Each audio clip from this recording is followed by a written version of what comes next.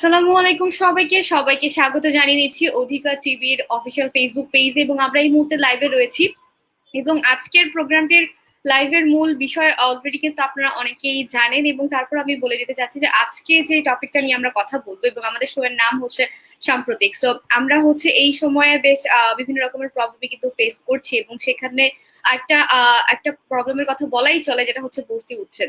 তো সেই দিক থেকে দেখা যায় যে আমরা কিন্তু বিভিন্ন সময় বিভিন্ন রকমের প্রবলেম গুলো ফেস করছি। তো এইটাও কিন্তু একটা বিশাল প্রবলেমের মধ্যে দিয়ে আমরা যাচ্ছি এই মুহূর্তে। তো আসলে এই ওভারঅল একটা ডিসকাশন আমরা আজকে করব এই টপিকটা নিয়ে। তো আজকে আমার সাথে বিশেষ দুজন অতিথি থাকবেন। তো প্রথমে একজন আমার সাথে এই মুহূর্তে কানেক্টেড আছেন এবং সেকেন্ড আরেকজন মানে দুইজনকে একসাথে আমরা কানেক্ট করতে পারছি না। তো একজনকে আমরা এই মুহূর্তে ওয়েলকাম জানিয়ে নিব। আমাদের সাথে আছেন তানজিল শফিক ভাইয়া, শিক্ষক ও গবেষক, আরবান ডিজাইন ও প্ল্যানিং অনুষদ, মেলবোর্ন বিশ্ববিদ্যালয়। ওয়েলকাম ভাইয়া। জি, আসসালামু আলাইকুম। কেমন আছেন ভাইয়া? হ্যাঁ, এই তো ভালো। ওকে, সো আমাদের সাথে যেহেতু কিছুক্ষণ আগে বলছিলাম যে আমাদের সাথে আজকে দুজন বিশেষ অতিথি থেকে থাকবেন, বাট আমাদের কিছু টেকনিক্যাল ইস্যুর কারণে আমাদের সাথে আরেকজন কিছুক্ষণ পর জয়েন করে ফেলবেন। সো আপনারা চাইলে আমাদের সাথে এই মুহূর্তে যুক্ত হয়ে যেতে পারেন এবং যেটা করতে হবে, অধিকার টেলিভিশনের অফিসিয়াল ফেসবুক পেজে চলে আসতে হবে এবং সেখানে এসে জাস্ট আমাদের লাইভটাতে কমেন্ট করে দিতে হবে। তাহলে কিন্তু আপনি আমার সাথে ডিরেক্টলি কানেক্টেড হয়ে যেতে পারছেন এবং আপনার কথাগুলো জানিয়ে দিতে পারছেন। তো চলে যাব ভাইয়ার কাছে। তো আমরা রিসেন্টলি কিন্তু একটা টপিক বেশ অনেকটাই দেখছিলাম, খেয়াল করছিলাম যে এই সময় আমরা কিন্তু ফেস করছি যে হুটহাট হয়তো বা কনস্ট্রাকশনের কথা বলে আমাদেরকে দেখা যায় কি আমাদের রাস্তার পাশে বা রেল লাইনের পাশে যারা আসলে বসত গড়ে ওঠে যাদের, তাদেরকে হুটহাট হয়তো বা সেখান থেকে সরিয়ে দেওয়া হয়। তো এই জিনিসটা নিয়ে আসলে আপনি কিভাবে দেখছেন, আমাদের আসলে কাঠামোগত ভাবে কিরকম হওয়া উচিত বা কিরকম হচ্ছে? ধন্যবাদ। তো আসলে আসলে আপনি প্রশ্নটা যেভাবে করেছেন সেখানে এটা বোঝা যাচ্ছে যে আপনি ভালো লেগেছে যে আপনি বলেছেন যে বসতি গড়ে উঠেছে। আপনি কারণ আমরা যেভাবে বস্তি ওয়ার্ডটা ইউজ করি সেটা এক ধরনের খুব নেগেটিভ একটা টার্ম ইউজ করি। তো আসলে প্রথমে আপনাকে চিন্তা করতে হবে যে আসলে বসতি কেন গড়ে ওঠে। গ্রাম থেকে একজন ঢাকা শহরে আসছে, একজন গরিব মানুষ, এবং তার আসলে সে আর্থিক সক্ষমতা নাই একটা ইভেন একটা অ্যাপার্টমেন্টে ভাড়া নেওয়ার। তো আসলে মানুষ কোন পর্যায়ে যে সে বাধ্য হয় নিজের একটা জায়গা গড়ে নিতে। সো সেই দিক থেকে চিন্তা করলে আসলে আপনাকে অবশ্যই দেখতে হবে যে মানবিকতা খুবই ইম্পর্টেন্ট। আপনাকে মানবিক চোখে দেখতে হবে যে এটা একটা মানুষের বসতি, একজন মানুষ সে কিন্তু আমাদেরকেই সার্ভ করছে। আপনার বাসার নিচে এই মুহূর্তে দারোয়ান, অথবা আপনাদের ড্রাইভার, অথবা আপনার বাসার কাজের খালা, অথবা এই মানুষরাই তো বেশিরভাগ, এবং অথবা আমাদের যে গার্মেন্টস এর মূল চালিকা শক্তি, তাদের একটা অধিকাংশ অনেকেই হয়তো বস্তিতে থাকেন। তো তাদের জন্য আসলে আমরা শহরের সেই ব্যবস্থাটা করতে পারিনি। সেখানে পরিকল্পনার এক ধরনের অভাব ছিল। তো সেটার পরিপ্রেক্ষিতেই আসলে বস্তি গড়ে ওঠে, এবং যেহেতু অলরেডি গড়ে ওঠে, অবশ্যই প্রথম বিবেচনার বিষয় হচ্ছে মানবিকতা। কারণ আপনি, এবং এটা আপনার নিজের স্বার্থ জড়িত, কারণ আপনি শহর যেভাবে আমরা চলছি সেটা যদি আমরা চালাতে চাই তাহলে বস্তি আসলে খুব দরকারি একটা জিনিস। অবশ্যই। তো আপনার কাছে কি মনে হয় যে এই যে আমরা কিন্তু দেখতে পাই বিশেষ করে ঢাকার মধ্যে কিন্তু অনেক মানুষের বসতি গড়ে ওঠে। তো আসলে এই যে এতগুলো মানুষের আসলে দেখা যায় কি ঢাকার বাহিরের জেলা থেকে অনেক মানুষ কিন্তু এখানে চলে আসে জাস্ট জীবিকার তাগিদে। তো তারাই কিন্তু এসে দেখা যায় কি একটা বসতি গড়ে ওঠে, যা সরকারি জায়গাগুলোতে দেখা যায় কি তাদেরকে অনেকটাই দেখা যায় বেশিরভাগ। তো সেই ক্ষেত্রে আপনার কাছে কি মনে হয় যে আমরা আসলে এটা কতটুকু নিরসন সম্ভব বা তাদেরকে আসলে কিভাবে আমরা আসলে বসতি করে দিতে পারি? তো আসলে এখানে এখানে যে ব্যাপারটা বিবেচ্য সেটা হচ্ছে যে আপনি যখন আপনি শহর তৈরি করছেন, তখন আপনি নিম্নবিত্তের আবাসনের জন্য কি ব্যবস্থা করেছেন। তো আমরা যেরকম আপনি 1960 সালের দিকে যখন গুলশান বনানী এই জায়গাগুলো প্ল্যান করা হয়েছিল, তখন আসলে আপনি মানে প্ল্যানিং প্রসেসে আপনি দেখবেন যে নিম্নবিত্তের আবাসন কথাটা অত চিন্তা করা হয়নি। ধানমন্ডি যখন প্ল্যান করা হয়েছে তখন ধানমন্ডি উচ্চবিত্ত এবং উচ্চ মধ্যবিত্তের জন্য শহর আসলে প্ল্যান করা হয়েছে। তো ঢাকার প্ল্যানিং এর হিস্ট্রিটা তো তাই। তো আসলে যেহেতু আপনি প্ল্যান করেন নাই, তো তখন সেটার ফসল হচ্ছে গিয়ে যে আসলে আপনি চিন্তা করেন যে কলা বাগান অথবা অন্যান্য জায়গা, কাঠল বাগান, যেগুলো আসলে ওই সময় গ্রাম ছিল বাট পরবর্তীতে শহরে রূপান্তরিত হয়েছে। তো এবং সেই সব জায়গা কিন্তু জায়গাতে মানুষ আসলে তার ঠিকানা খুঁজে নিয়েছে, যে ধানমন্ডিতে যে জায়গা করতে পারে নাই। তো সে একইভাবে বর্তমানের দিকে যদি আপনি তাকান, তাহলে আমাদের এখানে পূর্বাচল হচ্ছে নতুন শহর, এবং ঢাকার আপনারা জেনে থাকবেন যে এখন বিশদ অঞ্চল পরিকল্পনা বা ডিটেল এরিয়া প্ল্যান 2016 থেকে 2035 সেটি বর্তমানে খসড়া আইন আছে এবং গণশুনানির ব্যবস্থা করা হয়েছে। খসড়া আইনের উপরে আপনি আপনার মতামত দিতে পারেন, এবং সেখানেও আসলে আমরা আমাদের মতামত গবেষক হিসেবে আমাদের মতামতটা দিয়েছি যে আসলে আবাসনের জন্য যেটুকু নিম্নবিত্তের আবাসনের জন্য যতটুকু আসলে পরিকল্পনা করা দরকার ছিল সেটা করা হয়নি।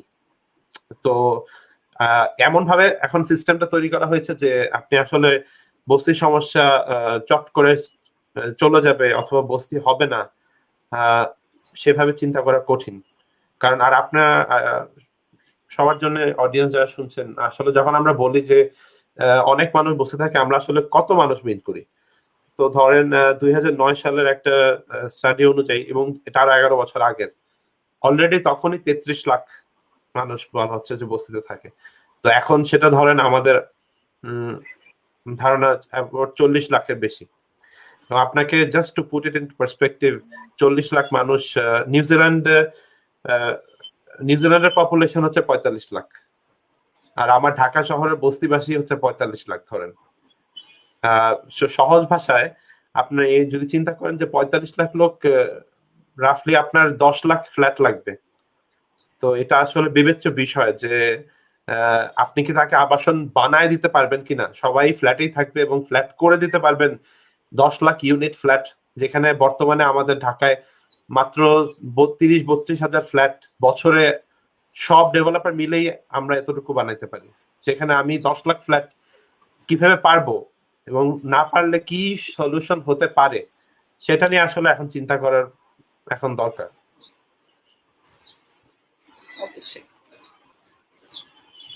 তো আমরা কিন্তু হরহামেশাই দেখে থাকি বা তুলনা করে থাকি দেশের বাহিরের, আমরা বাহিরের কান্ট্রির সাথে কিন্তু অনেক সময় তুলনা করে থাকি, কিন্তু নগর যে পরিকল্পনা করতে হয় সেই বোধটা আমরা দেখা যায় কি অনেক সময় আমাদের মধ্যে কাজ করে না। তো এর পেছনে আপনার কি মনে হয়, কি কারণ হয়ে থাকে? বিকজ আমরা কিন্তু বাহিরের দেশগুলোতে কিন্তু দেখি যে বেশ অনেকটাই সিস্টেম ফলো করে থাকে, সেই তুলনায় আমরা হয়তো বা মুখে অনেক কথা বলি, বাট আমরা আসলে ওইভাবে অনুসরণ করতে পারি না, বা হয়তো ওইভাবে সিস্টেম গুলো আমরা পালন করতে পারি না। আপনি এই জিনিসটা নিয়ে কি ভেবে থাকেন?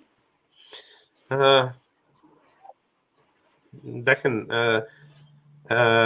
আমাদের দেশে সবচেয়ে আমরা মানে হরহামেশাই বলি যে মানে আমরা অনেক পুরানো একটা সিভিলাইজেশনের অংশ। আমাদের এখানে মহাস্থানগড় 2-2.5 হাজার বছর পুরানো।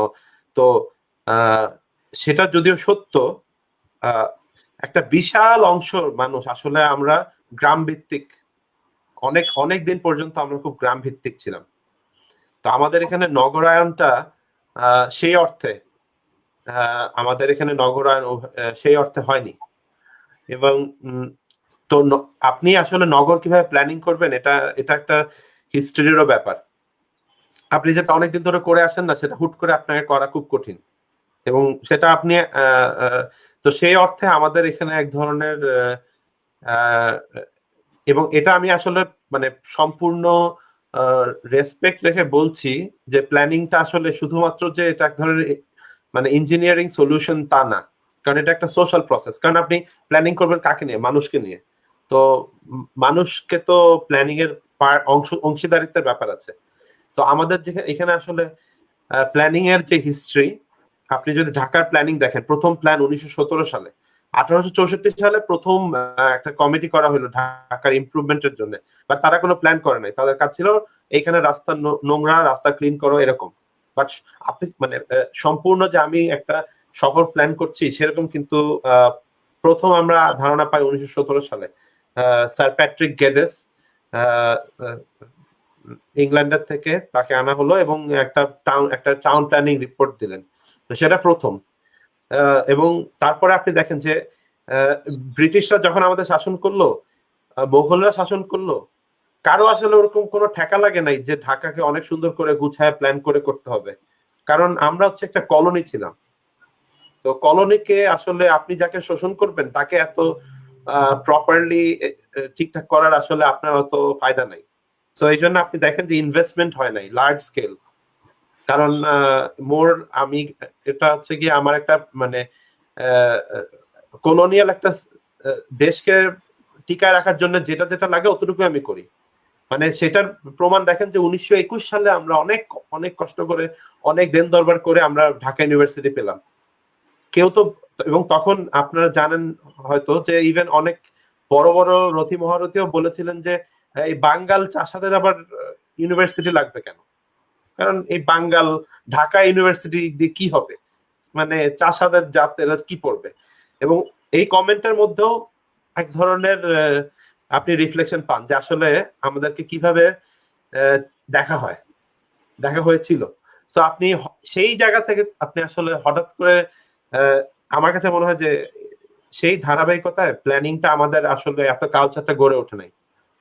সেই জন্য আপনি চিন্তা করেন যে একটা খুব সাধারণ মানুষকে আপনি বলেন যে আমি যেমন অস্ট্রেলিয়ায় এখন প্ল্যানিং পড়াই, তো আমাদের এখানে প্ল্যানিং পড়ানোর একটা মেজর জিনিস হচ্ছে যে পাবলিক পার্টিসিপেশন। যে আপনি এখানে একটা রাস্তা করবেন,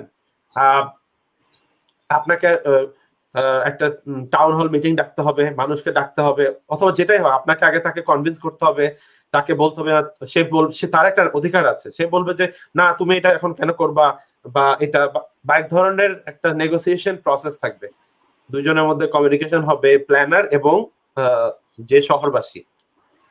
এরকম না যে ধরেন আমি প্ল্যানার, আমার অথরিটি আছে, আমি বলে দিছি এটা এখানে হবে আর তোমাকে মানতেই হবে। জিনিসটা আসলে এভাবে কাজ করে না। কারণ ভালো প্ল্যানিং এর এই জন্য অংশীদারিত্বের কথা, মানে সেই জায়গাটায় আসলে আমরা এখনো পৌঁছাতে পারিনি। এবং আই এম শিওর যারা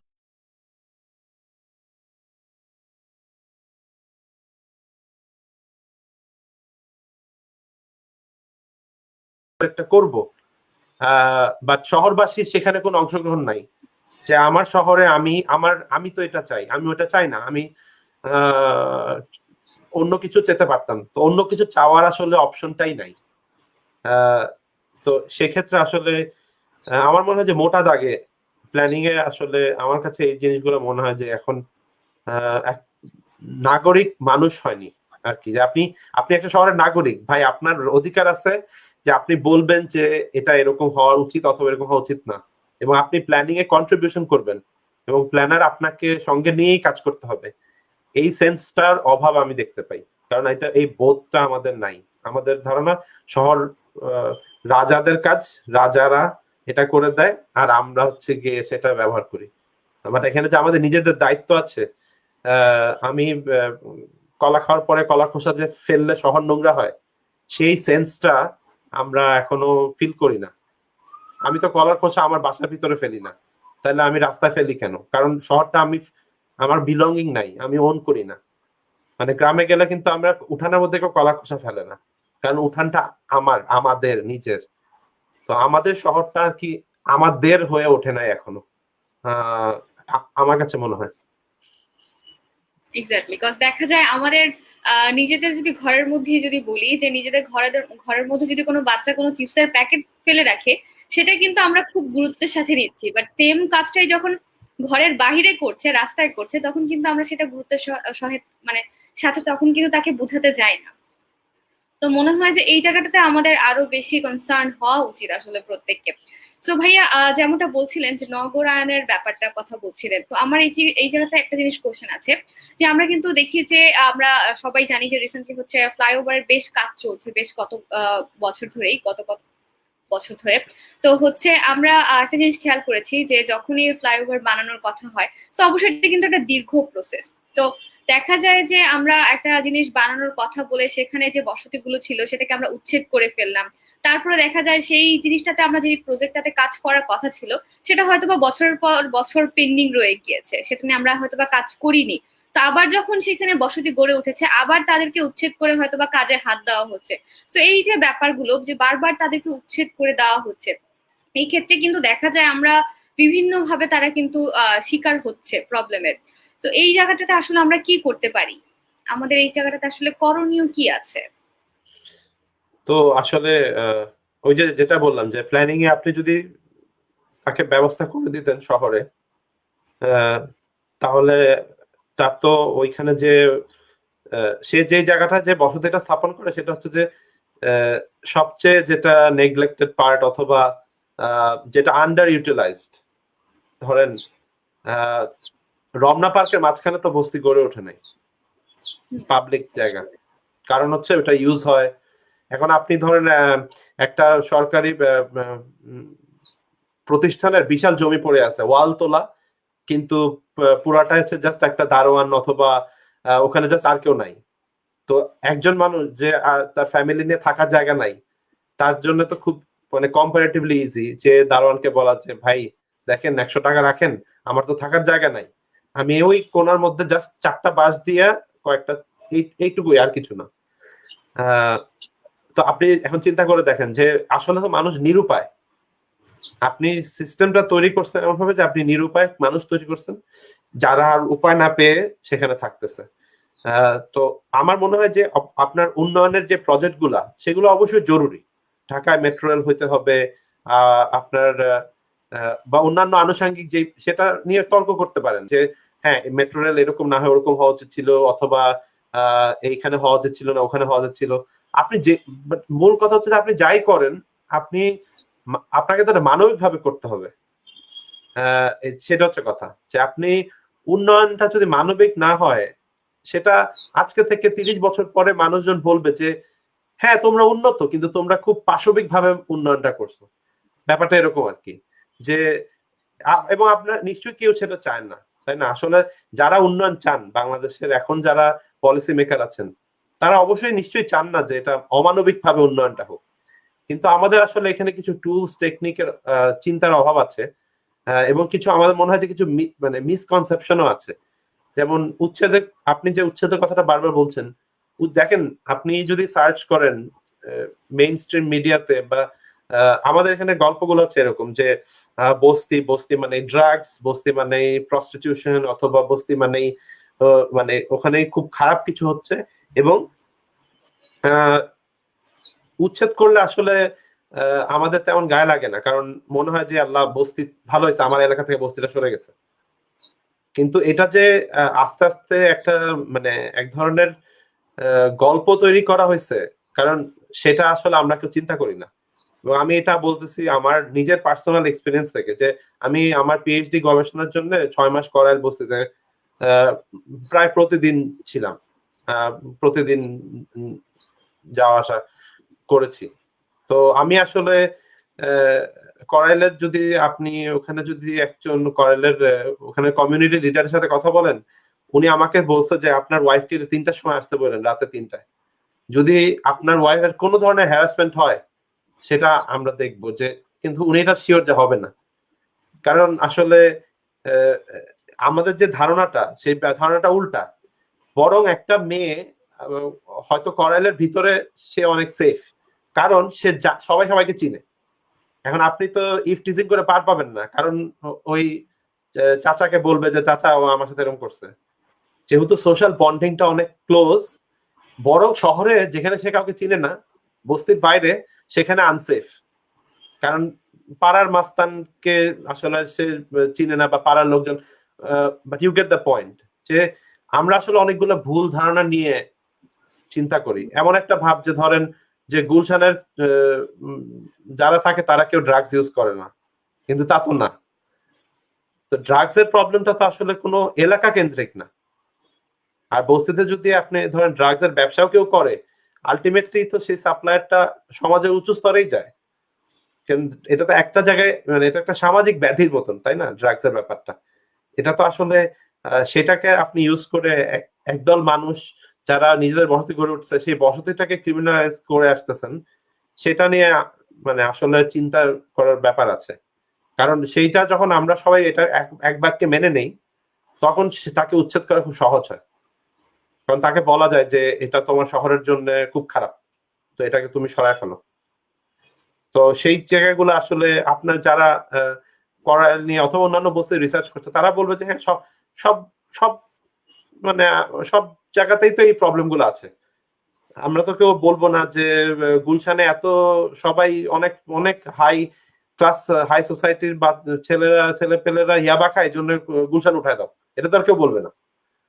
ব্যাপারটা এরকম আর কি, যে সামাজিক ব্যাধি থাকবে, তাকে আপনাকে সামাজিক ভাবে মোকাবেলা করতে হবে। বাট সেটা করতে যে আসলে উচ্ছেদের মতন একটা ট্রেমেন্ডাস একটা হিউম্যান রাইটস ভায়োলেশন যেটা, সেটা আসলে আমরা করব কিনা সেটা আসলে চিন্তা করার বিষয়। আচ্ছা, এখানে আমার আরেকটা কোশ্চেন আছে। দেখা যায় কি আমরা হচ্ছে বিভিন্ন মানে শহরের বিভিন্ন পয়েন্ট গুলোতে দেখতে পাই যে বেশ ছোট ছোট বাচ্চা থেকে শুরু করে বৃদ্ধ পর্যন্ত কিন্তু দেখা যায় যে অনেক বেশি তাদের মানে সাহায্যের জন্য আসে। তো দেখা যায় আমি নিজে এরকম অনেক ফেস করেছি, অনেকেই হয়তোবা মানে দেখা যায় তাদের মধ্যে থেকে অনেকে ফ্রড থাকে, অনেকে আবার হয়তোবা একদম তাদের আসলেই তাদের সাহায্য প্রয়োজন, সে কারণেই তারা এসে থাকে। তো আপনার কাছে কি মনে হয় এই যে বসতিগুলোতে যারা থাকে তারা আসলে মানে এই যে বলছিলাম যে সাহায্যের জন্য যারা আসে তাদের অনেকটাই আমি কিন্তু দেখতে পাই যে তারা হচ্ছে বসতিতে থেকে থাকে। তো সেইখানে আসলে আমরা তাদের জন্য মানে সাহায্যের জায়গাটা থেকে কর্মসংস্থানের কোনো ব্যবস্থা কি আমরা করতে পারি? তাহলে হয়তো বা আমরা আসলে যারা আসলে ফ্রড না তাদেরকে বেছে তাদের জন্য আসলে যদি আমরা কাজ করতে পারি, আমার মনে হয় যে এখানে আমরা হয়তো বা আরো ভালো কিছু হবে। আর যাদের হচ্ছে সাহায্যের প্রয়োজন নেই তাদের আসলে সাহায্য করে তো আলটিমেটলি আমাদের কোনো লাভ হচ্ছে না। তো আপনি এই জিনিসটা নিয়ে কি ভাবছেন? এটাও একটা মানে ভালো পয়েন্ট বলছেন, যে যেমন ধরেন একটা বস্তিতে আসলে আমরা মনে করতেছি যে সবাই একদম গরিব, কিন্তু তাও না। কারণ একটা বস্তিতে একজনের 100 রুম থাকতে পারে, আবার একজনের একটা রুম থাকতে পারে। এখন যার একটা রুম থাকে সে বাবা মা উপরে শোয়ে, বাচ্চারা নিচে শোয়ে, সে খুব তার শুধু ওই একটা রুমের বাসা ভাড়াটুকুই সেভ হয় ধরেন। কিন্তু যার 100 রুম আছে, তার মাসের ইনকাম কিন্তু ধরেন 3,000 টাকা পার রুম, এখন 3 লাখ টাকা তার ইনকাম, কিন্তু সে কিন্তু ওইখানেই থাকে। তো আপনি আসলে কাকে সাহায্য করবেন আর কাকে করবেন না, এই প্রশ্নটা খুব জরুরি। তো আপনাকে এই জন্যই আসলে কার সাহায্যের প্রয়োজন আছে আর কার নাই, তো এটা একটা খুব ইম্পর্টেন্ট প্রশ্ন। তো বস্তিকে আমরা আসলে খুব একভাবে দেখে থাকি যে এখানে সবাই গরিব, সবাই মানে একই শ্রেণী, আসলে তা না। মানে এখানে অনেক ধরনের ভেরিয়েশন আছে। এবং সেখানে আপনি যেমন একটা এক্সাম্পল দিতে পারি, যেমন তুরস্কে ইস্তানবুল শহরে অথবা অন্যান্য টার্কির দেশ যেটা তুরস্ক, ওখানে অন্যান্য শহরে যেভাবে করেছে যে আপনি পাবলিক ল্যান্ড যেটা সরকারি জমি, সেখানে আপনি ঘর তুলতে পারেন, বাট আপনার মানে আপনি যত ইচ্ছা তত তুলতে পারবেন না। আপনাকে মানে ধরেন একটা সীমারেখা আছে যে একজন মানুষের থাকার জন্য 500 স্কোয়ার ফিটের বেশি দরকার নেই, কিন্তু আপনি যদি এখন 5,000 স্কোয়ার ফিট ঘর তুলে ভাড়া দিয়ে দেন, সেটা আপনি করতে পারবেন না।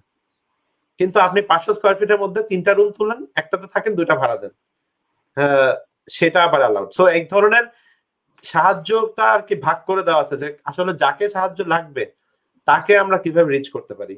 তো আপনি যারা বললেন যে হ্যাঁ, আপনি এটা ভিক্ষুকদের ক্ষেত্রে প্রযোজ্য, জেনুইনলি সাহায্য লাগে এরকম মানুষও ভিক্ষা করে, আবার যে একদমই লাগে না সাহায্য এরকম মানুষও করে, যারা এটা প্রফেশন হিসাবে নেয় এবং এক ধরনের ভিক্টিমাইজেশন হিসাবে নিজেদেরকে ব্যবহার করে। তো এখানে আসলে আমি আসলে জানি না বাংলাদেশে ভিক্ষুক নিয়ে কোন লেভেলের গবেষণা হয়েছে, বাট আমার যেটা মনে হয় যে আপনি যেটাই করতে চান, আসলে আপনি কি আপনার ইমোশন থেকে প্ল্যানে পলিসি করবেন কিনা, আপনি পরিকল্পনা কি ইমোশন থেকে হবে নাকি আপনার এভিডেন্স লাগবে। তো আপনি আগে রিসার্চ করে বের করবেন যে হ্যাঁ, এটা হচ্ছে এরকম, ভিক্ষুকের মধ্যে 5 প্রকার আছে, 5 প্রকারের মধ্যে 2 প্রকারকে সাহায্য করব, 3 প্রকারকে করব না। তো সেই আমার কাছে মনে হয় যে সেই এভিডেন্সের ঘাটতি আছে। আপনি আর কি আমাদের পলিসি মেকিং এ যেটা আর কি সেখানে এই এভিডেন্সের বালাইটা কম, সহজ কথায়। তা আমি পার্সোনালি মানে এক্স্যাক্টলি ভিক্ষুকদের নিয়ে যেহেতু আমার গবেষণার কাজ না, এটা নিয়ে আমি স্পেসিফিক্যালি বলতে পারবো না।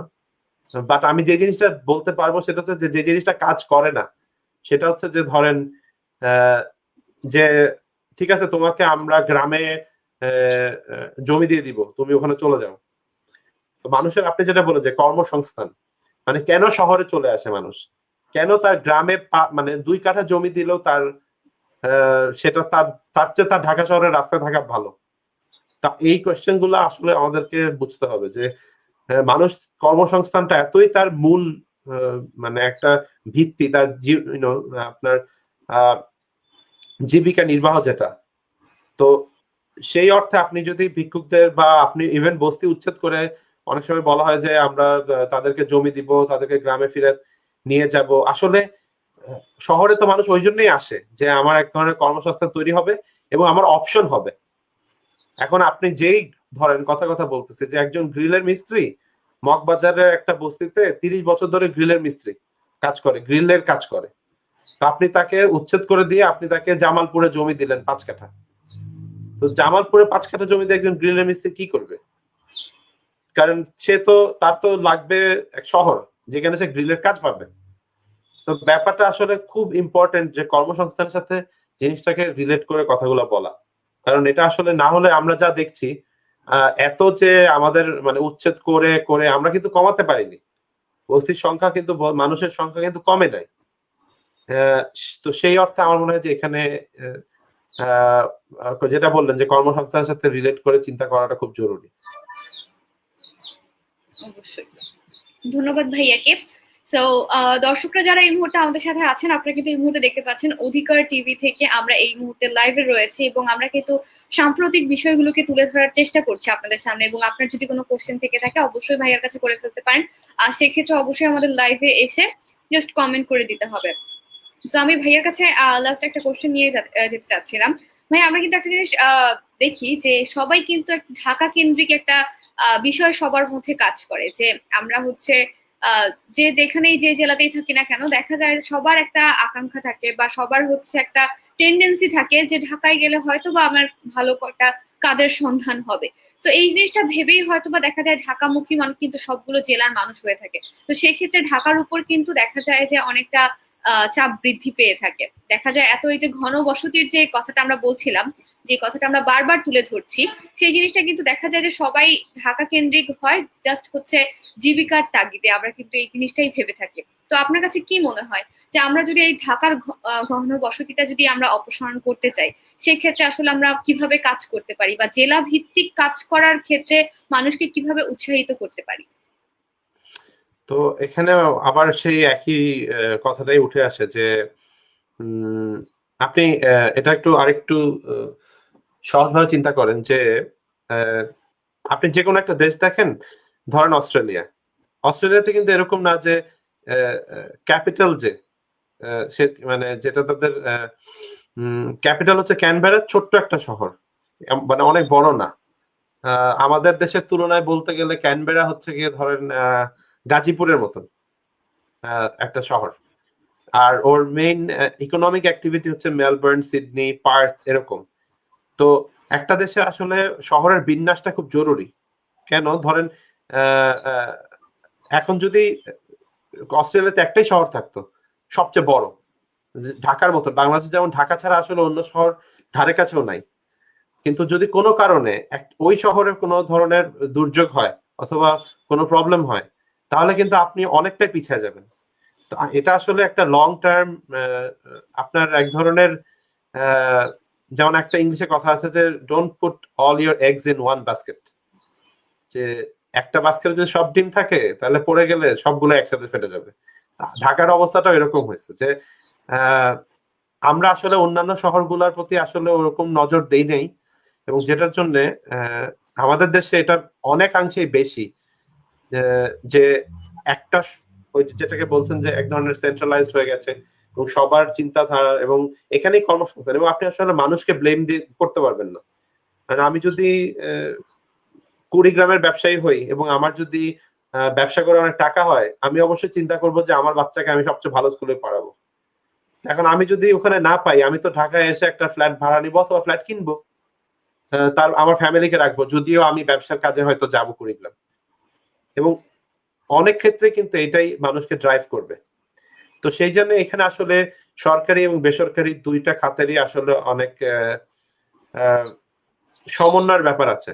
তো সরকারকে আসলে এক ধরনের সহায়তা করতে হবে বেসরকারি খাতকে, যে এমপ্লয়মেন্ট সেন্টার গুলা কিভাবে অন্যান্য শহরে তৈরি হতে পারে, বা অন্যান্য শহরের আসলে কি কি পটেনশিয়াল আছে সেগুলো সেভাবে চিন্তা করে আসলে সেই নগর পরিকল্পনা, এই জন্য আসলে নগর পরিকল্পনা, ঢাকার পরিকল্পনা শুধু ঢাকা দিয়ে আসলে আপনি করতে পারবেন না, আপনাকে সামগ্রিকভাবে দেখতে হবে যে আমি আসলে যদি ঢাকার উপর চাপ কমাতে চাই, তাহলে হয়তো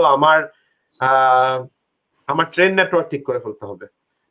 তো ট্রেন নেটওয়ার্ক ঠিক করে ফেললে কি হবে, আমার বাসা ময়মনসিং, আমি হাই স্পিড ট্রেনে উঠি, 200 কিলোমিটারে বেগে আসে, আমার বাসা ময়মনসিং থেকে ঢাকায় আসতে হাফ এন আওয়ার লাগে।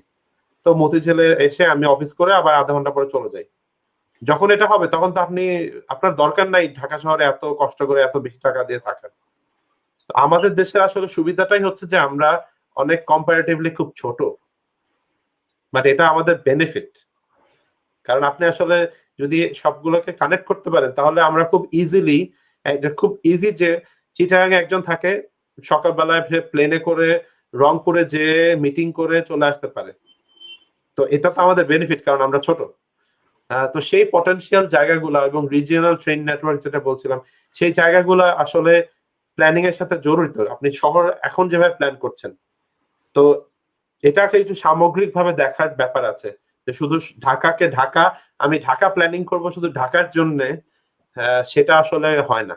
কারণ আপনাকে সামগ্রিকভাবে দেখতে হবে যে মানুষ কিভাবে অন্য শহরেও যাবে। এক ধরনের সমন্বয়ের ব্যাপার আছে, অন্যান্য সব শহর, আমাদের রেল এবং যোগাযোগ ব্যবস্থা, সেগুলোর সাথে সমন্বয় করার এক ধরনের বিষয় আছে। এক্স্যাক্টলি। তো ধন্যবাদ ভাইয়াকে। আমরা দেখতে দেখতে লাইভের একদম শেষ দিকটাতে চলে এসেছি। তো অনেক কিছু নিয়ে আমরা আসলে আজকে আলোচনা করার চেষ্টা করেছি, অনেক কিছু আপনাদেরকে জানানোর চেষ্টা করেছি। তো দর্শকরা যারা আমাদের সাথে পুরো সময়টুকু জুড়ে ছিলেন, তাদেরকে অসংখ্য ধন্যবাদ জানাচ্ছি এবং ভাইয়াকেও অসংখ্য ধন্যবাদ জানাচ্ছি এত ব্যস্ততার মাঝেও আমাদেরকে সময় দেওয়ার জন্য, এত সুন্দর কিছু ইনফরমেশন আমাদের সবার সাথে শেয়ার করার জন্য। তো আজকের মতো আমরা এখানেই শেষ করব, বাট নেক্সট উইক আবার আমরা চলে আসবো। ততক্ষণ পর্যন্ত সবাই সাথে থাকবেন। সো সুমাইয়া রিমা এখানেই বিদায় নিচ্ছি আপনাদের কাছ থেকে। সবাই অনেক অনেক অনেক ভালো থাকবেন এবং সেফলি চলাফেরা করবেন। ধন্যবাদ সবাইকে। ধন্যবাদ।